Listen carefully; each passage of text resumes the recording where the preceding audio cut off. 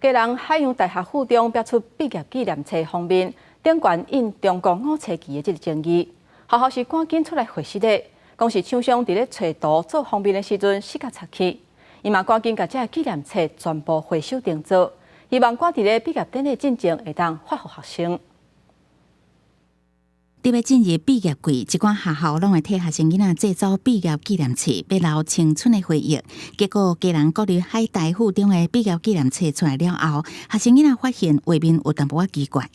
它上面就是有5星旗，然后还有一个星星，类似中国的徽章吧。我们然后就觉得太夸张了吧？我们在台湾读书，又不是在中国读书，花1000块买那个，然后你出这个锤，不是很应该啊？是蛮扯的啊，因为在我们台湾的地方居然出现中国国旗，不可原谅是还好，但是就是尽量避免这种事情发生。 毕业纪念册封面雄雄看是汉洋主题，正符合学校的风格。啊，毋过船顶挂5000旗，中原嘛底有5000幅绘画啊。不少学生是即期哪会出现这种错误？而且6月7日都要办毕业典礼，烦恼无法度即时摕到这本青春的回忆。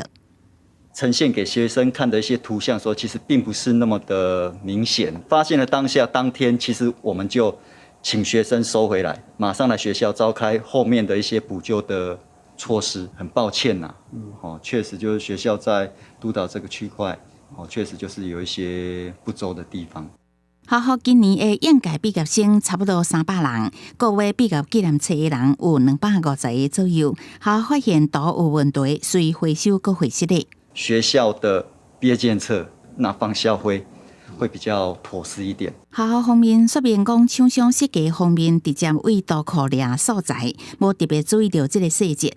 后续会对相关人员的审查疏失进行处分，也会拍拼赶伫毕业典礼进前，把新的毕业纪念册印好，发予毕业生留念。记者综合报道。